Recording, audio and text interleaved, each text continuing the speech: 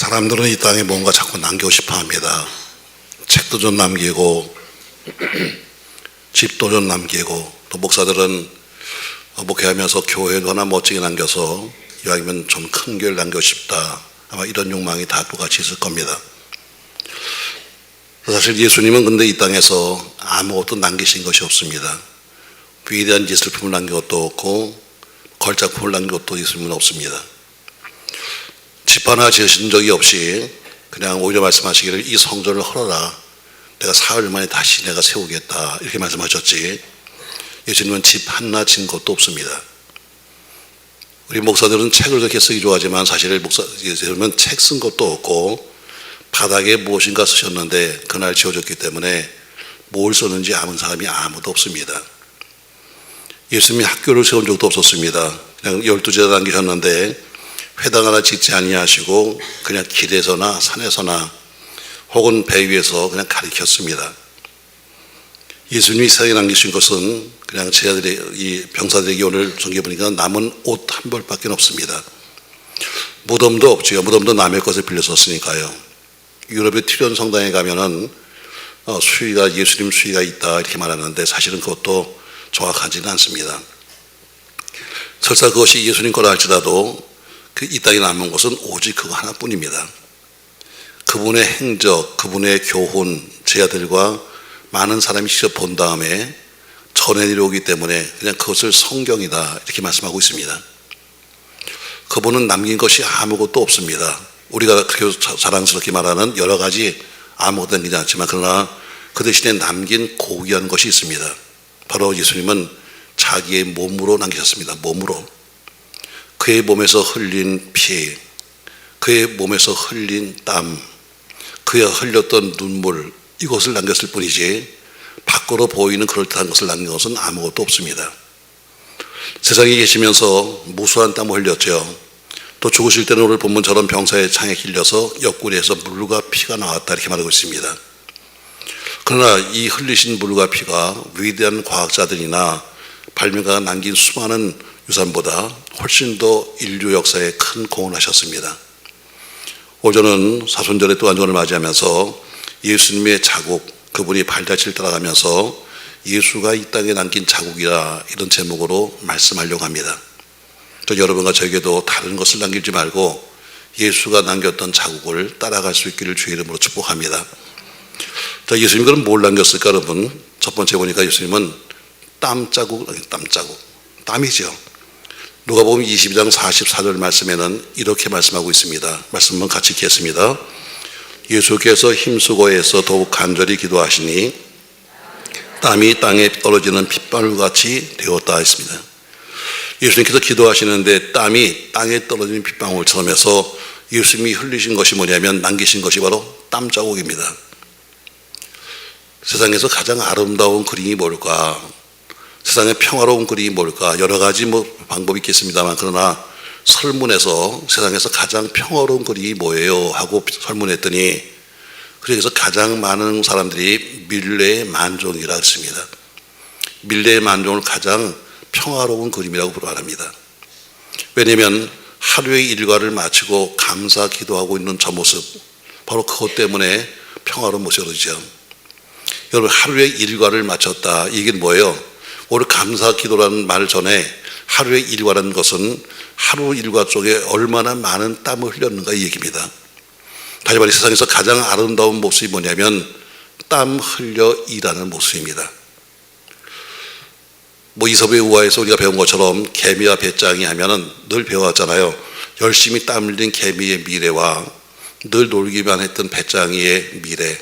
물론 세상이 바뀌면서 이제는 놀고 먹는 게 요새는 특기처럼 되어 있습니다만, 그러나 세상이 그렇지 않습니다. 여러분, 예수님도 세상에 계시면서 매일 땀 흘려 일하셨습니다. 그리고 말씀하기를 아버지께서 일하시니 나도 일한다 이렇게 말씀하셨습니다. 말씀은 아버지가 일하시는 것처럼 하나님은 지금도 일하고 계십니다. 세계 모든 만물을 만드시고 붙드시고 지금도 운행하도록 주관하시고 계십니다. 여러분과 저의 생사화복을 그분의 손에서 움직이고 계십니다. 그러니까 아버지가 일하고 계신 거죠. 주님이 이 땅에 계시면서 참 많은 사람 별을 고치셨습니다. 뭐 우리 교회도 의사들이 많습니다만 사실 여러분 의사라는 직업이 굉장히 피곤한 직업입니다. 물론 신분이나 혹은 수입은 보장될지 모르지만 그러나 굉장히 피곤해요. 왜냐하면 그 사람들과 저는 하루 종일 사람들과 만나서 얘기하는데 얼마나 승질날까.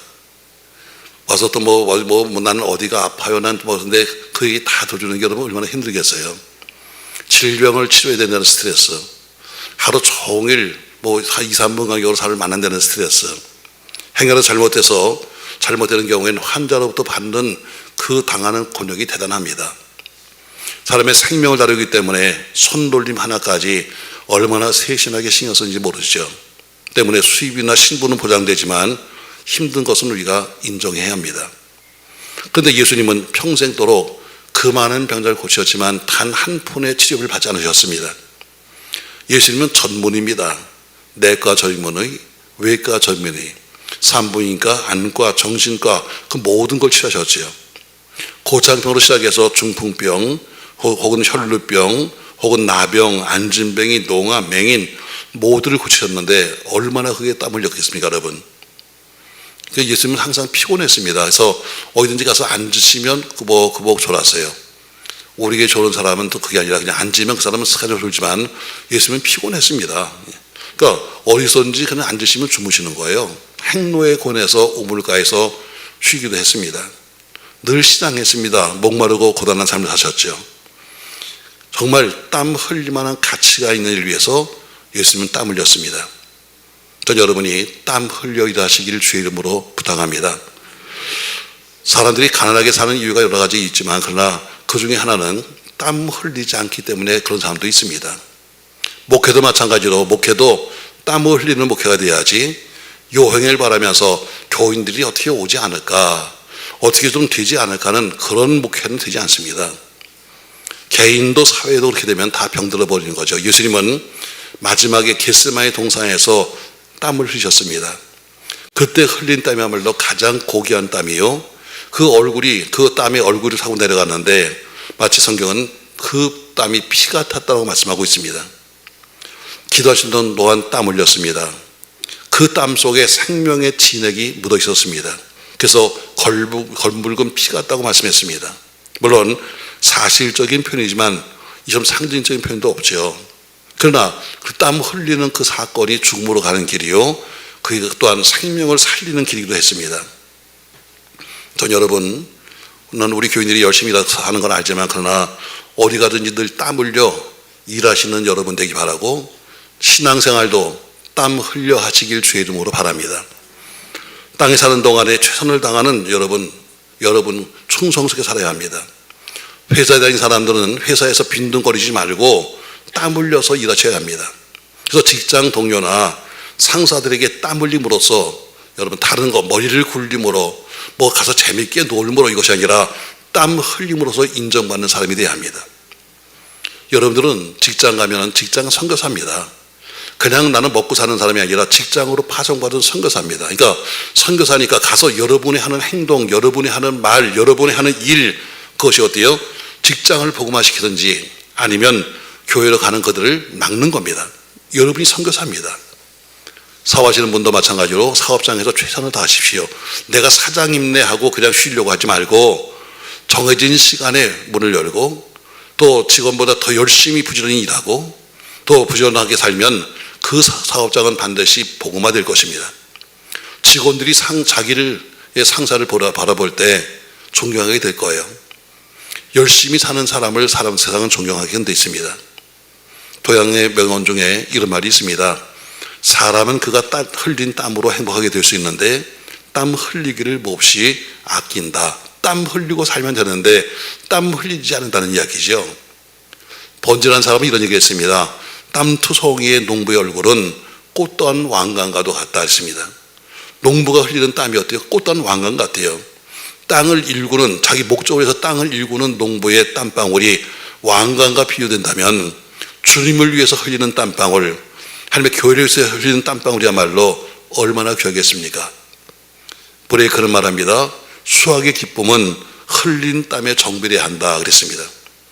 여러분, 우리가 믿는 것도 영적 농사나 마찬가지입니다.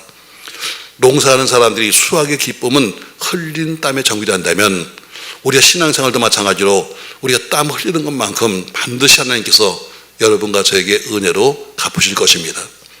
오늘 첫 번째 주신 것이 뭐냐면 땀입니다. 저 여러분 어디 가든지 땀 흘려 일하시는 여러분 되길 주의 이름으로 축복합니다. 요새도 그런 말을 씁니다만 불안당이다. 불안당. 저 사람은 참 불안당이야. 여러분, 불안당은 사기꾼이 아닙니다. 불안당은 도둑놈도 아닙니다. 불안당은 뭐냐? 불안당은 그냥 글자 그대로 땀 흘리지 않고 잘 살려는 사람이 불안당입니다. 너무 많습니다. 땀은 흘리지 않고 그리고 잘 살 수 있는 방법 없을까? 이 불안당입니다. 공부 안 하고 성적이 올라가는 방법 없을까? 불안당입니다. 기도 안 하고 응답되는 방법은 없을까? 불안당입니다. 신앙생활도 마찬가지입니다. 영적 불안당 되지 말고 땀 흘려서 애쓰고 수고하는 여러분과 제가 되기를 주의 이름으로 축복합니다. 예수님이 남기신 것이 뭐냐면 땀방울입니다. 그만큼 열심히 사셨습니다. 열심히 기도하셨습니다. 두 번째 남긴 것이 오늘 본문에 나온 것처럼 핏자국입니다. 34절 말씀 보시죠. 그중 한 사람이 창으로 옆구리를 찌르니 그 피와 물이 나왔다. 그래서 피와 물이 나왔다입니다. 기독교를 상징하는 가장 핵심적인 단어 중에 강력한 단어가 피입니다. 그래서 기독교를 피의 종교다 이렇게 말하기도 합니다. 그만큼 창세기로 시작해서 계시록까지 성경 66권을 흘러가는 전체 맥이 뭐냐면 바로 피입니다. 구약에는 모형같이 흐르는 피가 신약에서는 예수님을 통해서 직접 이루어지는 피가 되었습니다. 그러니까 성경의 모든 내용이 전부 다 어때요? 다 피로 연결되어 있습니다. 어떤 성경은 보니까 성경이 많이 여러 가지가 있습니다만 어떤 성경에 보니까 예수님 말씀은 딱 붉은색으로 쓴 것도 있더라고요. 맞습니다, 여러분. 예수의 피가 무엇인가? 그 피는 생명입니다. 예수의 피가 무슨 역할을 합니까? 그 피가 우리의 생명을 살리는 역할을 하고 있습니다. 그 피가 우리의 죄를 덮어서 씻어줬습니다. 예수는 그 생명이 거론되는 피를 온 땅에 쏟으셨습니다. 그 대신에 그 피를 믿는 사람은 구원을 받게 되었습니다. 도대체 그 피가 어떤 능력이 있습니까? 그 피는 죄에 오염되지 않은 피입니다. 그래서 그 피는 엄청난 파괴력이 있고 그 피는 죄를 말살시키는 백신과도 역할을 하고 있습니다. 이건 실화입니다만 어떤 사형수가 자, 내가 사형수가 되었는데 사는 길이 뭐가 있을까 하고 생각하다 보니까 아이디어가 하나 떠올랐습니다.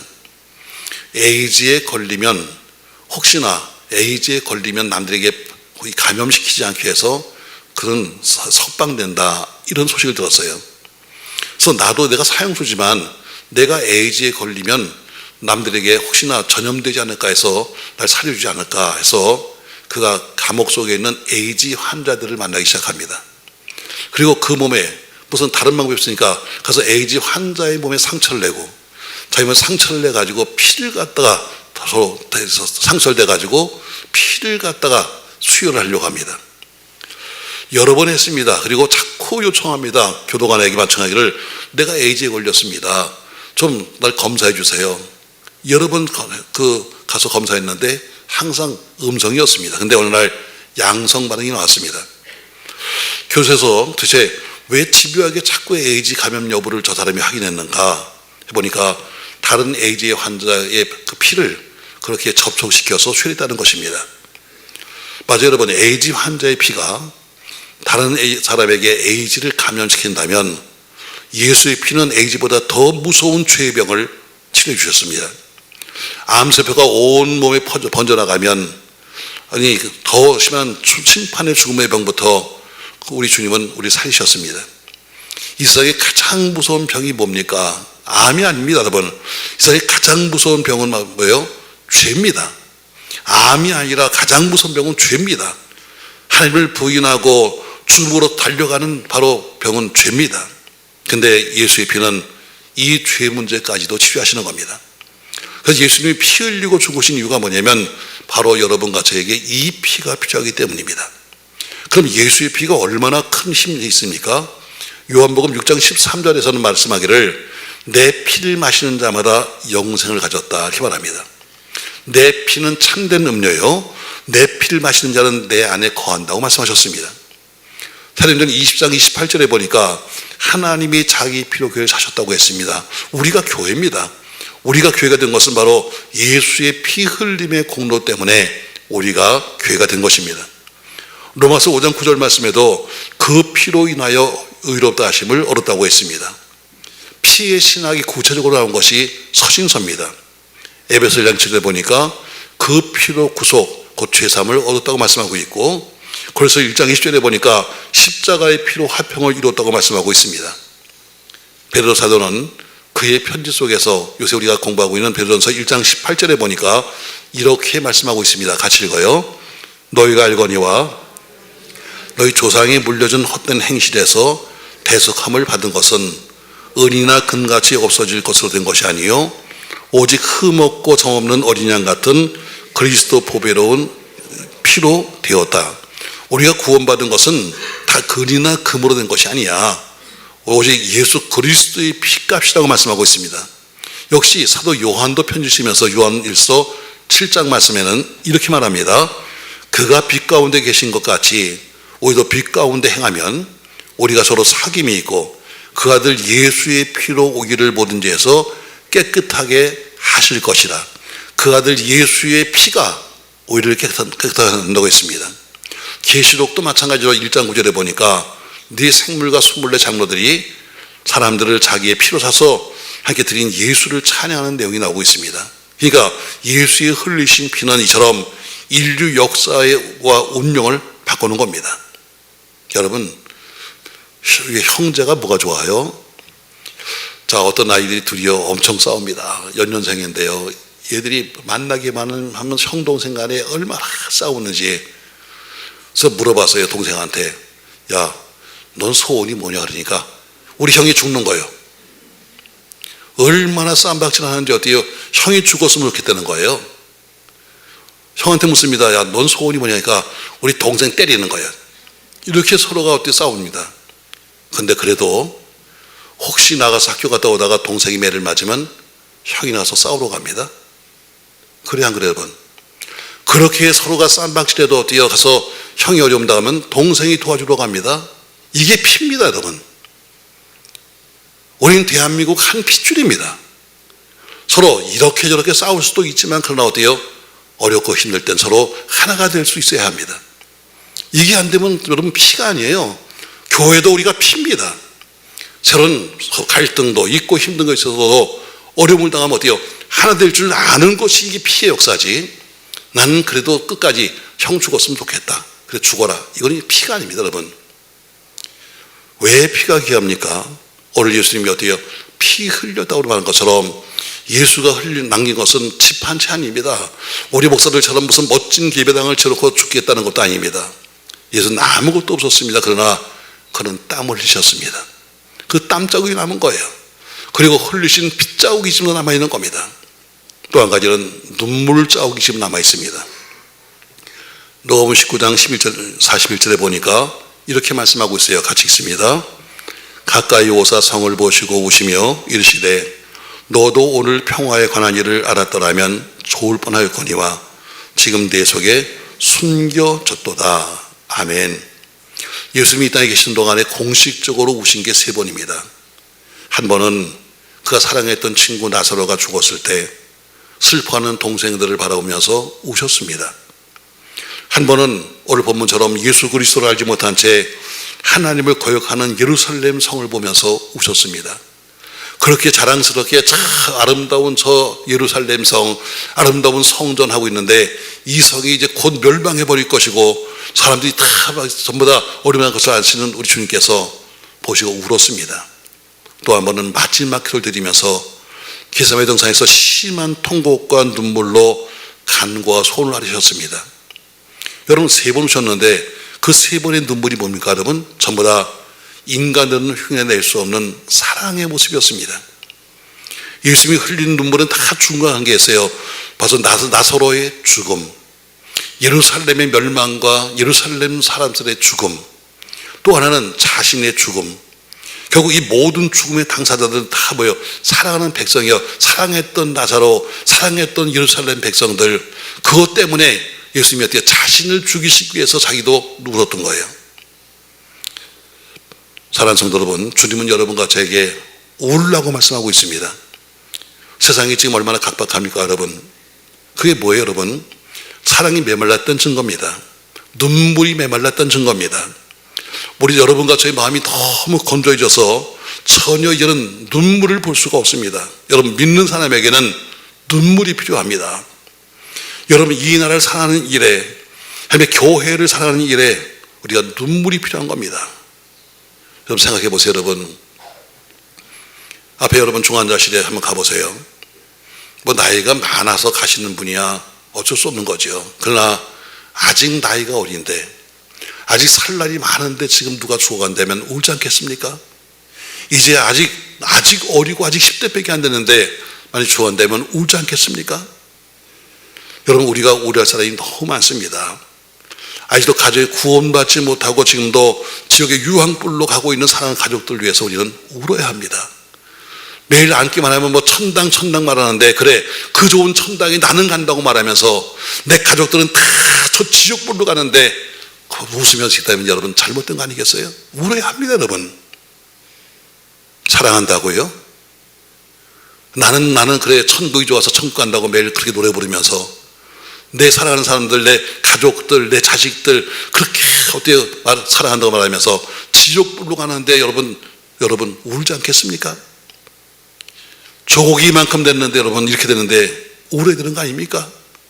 산불 피해로 인해서 삶의 터전을 잃어버린 동족을 위해서 울어야하는 거 아닙니까? 조금 더 눈을 돌리면 감옥 속에 있는 사람들, 노숙자들, 정신질환자들, 병자들, 여러분 하루에도 몇 번씩이나 여러분 문자가 오잖아요. 나이 몇 세 누굴 찾습니다. 여러분 울 사람 아닙니까? 여러분 실직당한 사람들, 해고당한 사람들 다 여러분 울 사람 아닙니까? 조금 더 눈을 돌리면 어때요? 북녘 땅의 추위와 굶주림 속에 살고 있는 우리 이북동포들, 이념과 체제의 노예가 되어서 만 75년씩이나 굶주리고 병들고 신음하고 있는 우리 동포들, 울 대상이 아닙니까? 좀 더 눈을 돌리면 전쟁과 자연재해로 인해서 울고 있는 사람들, 강진 속에 있는 미얀마 10,000명 정도가 지금 죽었거나 아니면 고통 속에 있습니다. 아프가니스탄, 그의 주변국들, 전쟁이 끝나지 않는 인도와 파키스탄, 이스라엘과 팔레스타인, 우크라이나, 국경 문제, 병력 문제, 종교 문제, 무엇이든 간에 울 사람 참 많습니다, 여러분. 근데 우리는 아무런 감정이 없습니다. 그냥 다 그렇게 사는 거니까 그렇게 살아왔으니까 여러분 이 정도입니다. 피를 입으로도 춤추지 아니하고 애곡해도 눈물 흘리지 않는 이들과 똑같습니다. 여러분, 그래 남들을 위해서 울지 못하도 그래도 내 가족이나 내 핏줄을 위해서는 울어야 되는 거 아닙니까? 예루살렘 성을 바라보면서 우시던 주님, 우리 주님은 감람산에 올라가셔서 곧 멸망을 당할 저 예루살렘 성을 보며 우셨습니다.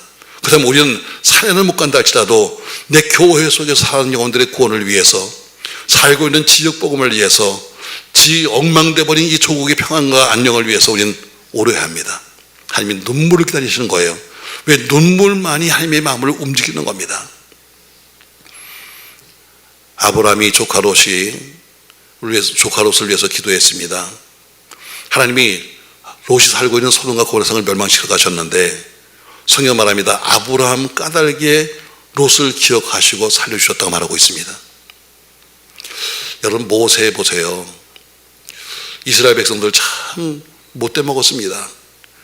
모세를 앞세우고 홍해를 건너고 애굽에서 나올 때는 어때요? 입만 열으면 모세 그러면서 나왔습니다. 가서 홍해를 건넜습니다. 그리고 모세가 40일 금식하러 산에 올라갑니다. 40일 동안 가서 산에 올라가서 금식하며 십계명을 받는 동안에 뭐라고 말합니까? 야, 모세가 40일 동안 안 보이니까 보니까 죽었나 보다. 그러니까 우리가 이제부터는 실을 하나 만들자 해서 금송아지를 만들어 놓고 춤을 추면서 애굽으로 가져가는 배신자가 이스라엘입니다. 모세가 내려왔습니다. 얼마나 기가 막힌지 들고 있던 두 돌비를 땅에 던져버렸습니다. 그리고 책망했습니다. 그 금송아지를 전부 다 부숴가지고 전부 다 가루를 만들어가지고 전부 다 뿌리고 먹어버렸습니다. 근데 하나님 말씀하십니다. 모세야, 아주 이김에 저것들 다 쓸어버리자. 그리고 내가 너로 하여금 새로운 민족 만들어서 가나안 땅 가자. 근데 모세가 뭐라고 그래요? 아니요 하나님, 아니요 하나님, 그럴 수 없습니다. 차라리 내 이름을 생명책에서 지운다 할지라도 내 백성들 살려주세요. 이게 핏줄입니다. 나는 내가 오히려 내가 망한지언정 살려주세요. 이게 핏줄이죠 여러분. 맞습니다 여러분. 이렇게라도 기도해서 살아가는 내 가족들이 살 수 있다면 여러분, 이것이 기도할 것이 아니겠습니까 여러분? 전 여러분이 눈물 흘렸으면 좋겠어요. 그래서 가장 강력한 무기는 눈물입니다. 전 이렇게 결론 맺겠습니다 여러분. 예수님은 생명의 근간의 모든 것을 다 땅에 바쳤습니다. 30년 동안은 부모를 도와서 나사렛 목수의 삶을 살면서 땀을 흘렸습니다. 3년 동안 공생을 하시면서 하늘을 세우셨습니다. 그리고 내내 일하시는 동안에 눈물로 백성들 위해서 기도하셨습니다. 예루살렘 성을 바라보시면서 우셨던 그 눈물이 얼마나 가슴 아픈 눈물입니까? 그가 피방울 같은 피도의 땀을 흘리고 죽으실 때 그는 몸에서 피를 쏟아냈습니다. 그 피가닥에 여러분과 제가 영생을 얻은 겁니다. 사랑하는 성도 여러분, 계엄과 탄핵의 전국 속에서 결국 헌재는 대통령의 파면을 선고했습니다. 대한민국은 짧은 헌정사에 3명의 대통령을 파면시켰습니다. 그러나 이제는 누가 옳은가 누가 틀렸는가 이것을 떠나서 새롭게 대한민국을 올바른 자유민주주의로 이끌어갈 새로운 사람을 선택해 줄 때가 왔습니다. 이제 기간은 60일입니다. 진정 누가 이 나라 이 백성을 진심으로 사랑하는 사람인가, 누가 우리를 평안히 하나님을 섬기게 할 자유와 평안의 길로 인도할 것인가를 고심하며 선택해야 될 시간이 주어진 겁니다. 더 이상의 갈라치기는 안 됩니다. 더 이상의 당파 싸움은 안 됩니다. 이 땅에 러시아식이든 중국식이든 북한식이든 공산주의는 안 됩니다. 진정 조국을 위해서, 진정한 자유민주주의를 위해서, 그리고 우리 국민을 위해서 예수님처럼 피와 땀과 눈물을 흘릴 사람이 누군가를 주목하시면서 우리는 새로운 조국 대한민국을 만들어야 합니다. 이럴 때일수록 전 여러분이 권면합니다. 이럴 때일수록 우리가 할 것은 뭐냐? 말 조심해야 합니다. 전 여러분 다시 한번 말합니다. 나라가 힘들 때일수록 할 것은 뭐냐? 우린 말 조심입니다. 오늘 소크라테스에게 제자가 찾아왔습니다. 막 뛰어오더니 선생님 제가 들어보니까 있잖아요, 어떤 제자가 이렇게 말하는데 제가 꼭 이 말씀을 드려야 되겠습니다. 소크라테스가 물었습니다. 그래, 넌 무슨 말을 하려고 그러는데 그건 좀 걸러낸 말이냐 하면서 세 가지를 물었어요. 첫 번째, 네가 지금 하는 말은 진실한 말이냐? 내가 확인된 말을 하는 거니? 이렇게 물었습니다. 그러니까 아니 확인된 말은 아니고 내가 또 들은 말입니다. 그럼 두 번째, 지금 네가 하는 말이 그 사람에게 옳은 말이니? 이렇게 물었습니다. 다시 말해 그 말이 그 사람에게 선한 뜻이라는 이야기입니다. 세 번째 물었습니다. 지금 그 말이 꼭 필요한 말이니? 물었습니다. 아니요, 그건 아닌데요. 그럼 하지 마라. 지금이 어려울 때일수록 말 조심. 아멘. 이게 나라 사랑하는 방법입니다. 이제 더 이상은 없습니다 여러분. 더 이상 우리가 뭘 하겠습니까 여러분?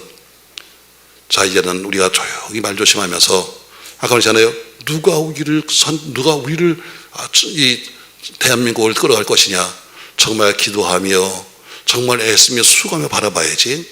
그냥 되지도 않은 말을 다니면서 뭐 이랬대 저랬대. 여러분, 이것 때문에 어때요? 나라가 흔들리고 교회가 흔들리고 우리 인생이 흔들리잖아요. 다시 권면합니다 여러분. 예수님이 이 땅에 남기신 건 아무것도 없습니다. 우리가 좋아하는 것처럼 뭘 남기고 아무것도 없습니다. 예수님이 그렇다고 이름을 남겨달라는 것도 아니었습니다.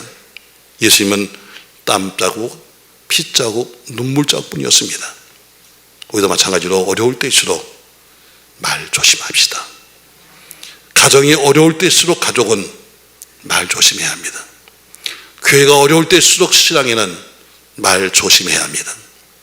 나라가 힘들 때일수록 모든 국민은 말 한마디 한마디 신중하게 해서 우리 모두가 좋은 대한민국 만들어가는 여러분과 제가 되시기를 예수님의 이름으로 부탁합니다.